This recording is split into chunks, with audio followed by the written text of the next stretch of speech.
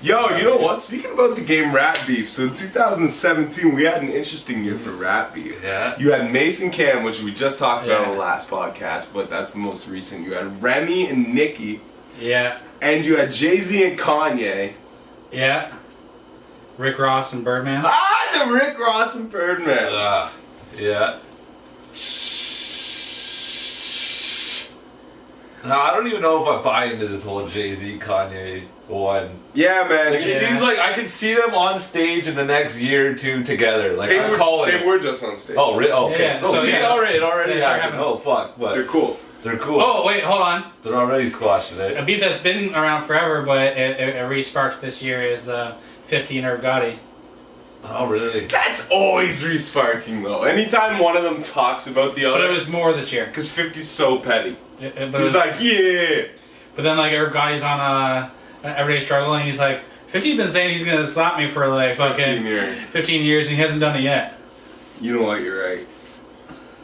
So it was more of a thing this year. It was more of a thing this year. You are correct. So it came back. You are correct.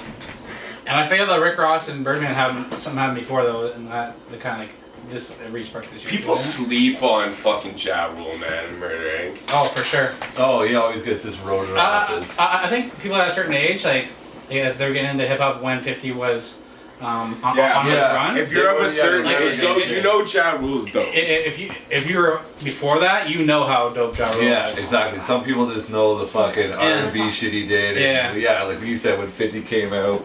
He had dope album cuts too, like that Rule 336. Yeah. That was a dope album. Like it had like the big singles, but the album cuts were still pretty dope too. Like, And even like the, what was it, the Murderers album or whatever? That had some fire on it. Yeah.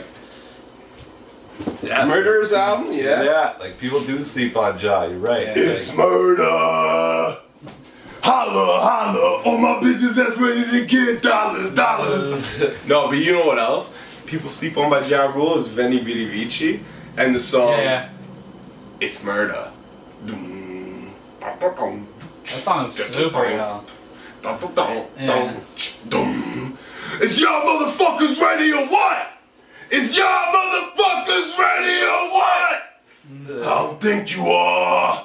I don't think so. Think I'm my back against the wall. Yo. Yeah. That joint's crazy. But yeah, man, I don't even know where we're segging into that shit. But you know what's crazy is Dipset is back. Let's get into some of those beefs a little bit more. Oh, the beef. Yeah, we're still talking about beef. Yeah, this year. I say, man. What was the best diss track of the year? Sheether. Sheether, yeah. I think Sheether was. But that wasn't the best beef of the year. No. I actually might have to give it to Cam and Mace. Because like Nicki's response was Nah, yeah, I wasn't big on it. And I know people, like, especially you, were getting misconstrued the one day, like, when I said, when we did Nas versus Nicki Minaj, I'm like, you know, talking about, do you let a girl outbody you? Your girl outbody you on your own song. Yeah. They're two different artists. They are, but Nas, and, like, I don't want people to misconstrue it, because Nas is, like, in my top, if not 5, then, like, 3. You know what I mean? Like, Nas is one of my favorite rappers. So in no way am I saying I think Nicki Minaj is better than Nas. But what I was trying to convey is that the type of song it could be. Nicki Minaj can write a hot verse, you know, and I'm not saying Nas can't either, but Nas tends to allow poetry to activate his wrist 9 times out of 10 more than he just like bars out. Yeah. You know what I mean? Like Big L wasn't a poet. Yeah. He was a punchline, bar for bar, throat sucking rapper. Like he was like a battle MC on record, except he could talk about a topic and it would still be like he was battling that topic. You know what I mean? Like he would speak about like street life and it wasn't just like a verse about like looking at the streets poetically. It was like he was battling the streets. You know what I mean? Like the way he constructed the bars, it was like there were stingers. Like it was just like, and that's what I'm trying to say with the Nicki Minaj. It's like Nicki Minaj is more of a, and I'm not saying she always is, but when she writes a hot verse, like it's like there's some stingers in there, you know what I mean? Like it's as to where Nas is usually more poetic. So I was just saying on a joint, I felt like Nicki could potentially outbar Nas. I'm not saying it would happen, but I'm saying like If someone had the potential to outbar Nas on a joint that was a female, it's not Lil Kim, it's not Foxy Brown, which neither of them I think are very well known for writing their own rhymes to begin with. Actually, one thing I wanted to bring up, and we talked about Lil Kim not writing. Yeah.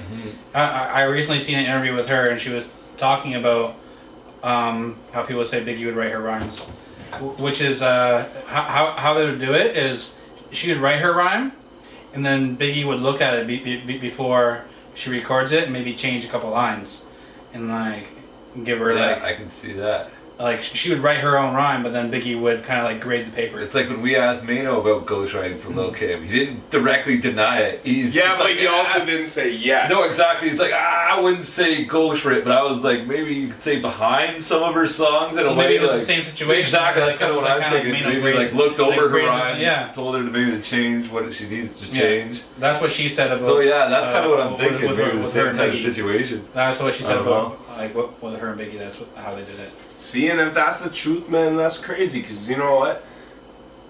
That's what making rap music is. Yeah.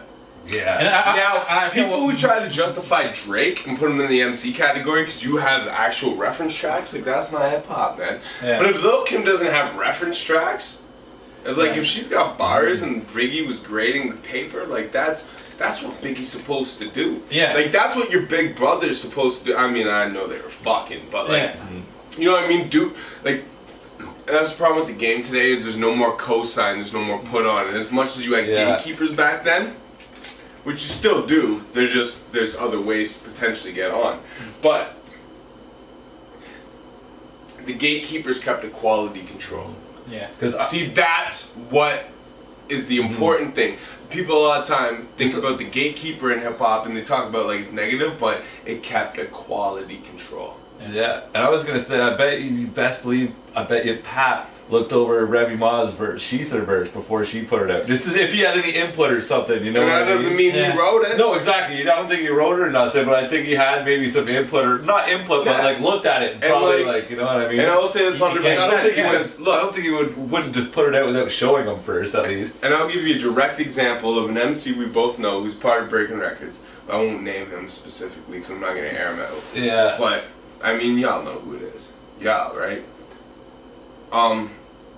Like we've done a few joints where you might hear him spit some like really like maybe not even metaphorical, but like the type of like grimy punchline type shit and like the way like the wordplay, you can, if you listen to the joint, you can hear it's there. But I've literally written bars for him to either start a verse or like when it was my track, not his own track, you know what I mean? But when it was my track, and I was more just like, I see this vision, and I don't want. Here's the first line. It's kind of like here's the first line, kind of. No, well, the first part of his verse following mine. Okay. Yeah. And I'm like, opposed to like just being like, you know, do what you do, which a lot of times what I do, I'm like, he said something in a conversation, I'm like, that's your first bar, and you're making it work. Yeah. So he starts with it, and then he did that next bar. And then I wrote the next 4 for him, because that's where I seen it. But I would never take it from him and be like, he takes ghostwrite his I ghostwrite his shit. I would never say that. Right. Because he was willing to do it, which I appreciated because, I'm going to be honest, like, the technicality level I feel like is not even. If I feel like the technicality level is even, and there's not like a lyric, you know what I mean? Because I've always been a band about lyrics, so it's like I wouldn't do that to somebody, but and no disrespect to him either, because by this point he probably already knows who he is. But no disrespect, I'm just saying it's like that was one of those things. It made the song better in the end, and it was my song, but it's like sometimes you need some direction from your homie who might see things in a different perspective. Exactly. To let you know, like, what your idea is sick, but go this way a little bit.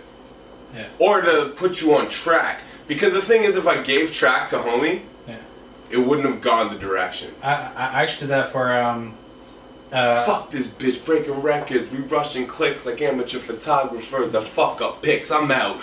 And like if it didn't start a certain edginess, it didn't match. You know what I mean? So it has to go in.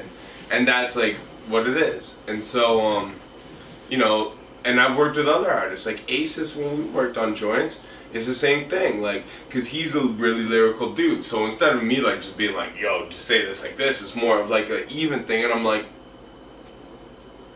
grade my paper. And if he's like, I think it sound better if you said this one bar like this. Because sometimes you write some shit and the idea gets across to another real MC who knows what you're trying to say, but the mass public might not get it from the language you chose to use in wording it. Sometimes you misword things, like you use the wrong word in the wrong place. Yeah. And like the whole idea's there and the message is perfect, but it just takes someone else to listen and be like, you meant to say this word here. Well, even like times because you're so caught up right in the verse. Times I've been recording at Burns' house, I'll go in and I'll do it, and he's like, hey, right here, you'll have to say and. And like, I'll be like, okay, I'll take that out, and it does. Just too many ands is whack. Or there's a simple like one word, like you're like you don't need to say that to explain it. Like people will get it like without this word. Yeah. And that's exactly what it is. So if that's, I mean, we got sidetracked like crazy, but basically what I'm trying to say is if that's what people regarded as ghostwriting for Lil' Kim and that's truly the relationship they had, then man, people have been shitting on Kim for way too long. And she might be the nicest MC of all time. So nicest female MC of all time. Well, I know what you mean. Lauryn Hill though. And you want to debate that. Yeah. You don't think Lauryn Hill's nice? I think she is nice. And I just don't think she's always like, when people say top female of all time, female MC, it's always Lauryn Hill. Yeah, but who's better? Who's better? What? It's fucking, I don't even know, but MC Light? It's hard to say. I just think there's so many people that get slept on in the female MC. Like even like I would say like Missy Elliott doesn't get the credit she deserves. But she's not that dope lyrically. I think she is though, but people only know like her singles is what it seems. Everyone's like, yeah, she's just the work it and the gossip folks and stuff like that. Lyrically, she might not be, but like her style, the way she does it, she's original as fuck. Yeah, like super. Yeah, I guess kind of her style. And I agree with you on her style. You're right. Missy does not get the props she deserves. Yeah. And actually, us speaking about this, but I do think Lauryn Hill did like Miseducational Lauryn Hill is probably the best female like rap album. Yeah. Like I'll give her that. So it's hard to say like. And the Fugees album. Yeah. Like Lauryn is nice. But do you know what people don't give her credit for is the Unplugged project? I don't think I've ever heard that actually. Yeah, the live one. You know my song Guilty? Yeah.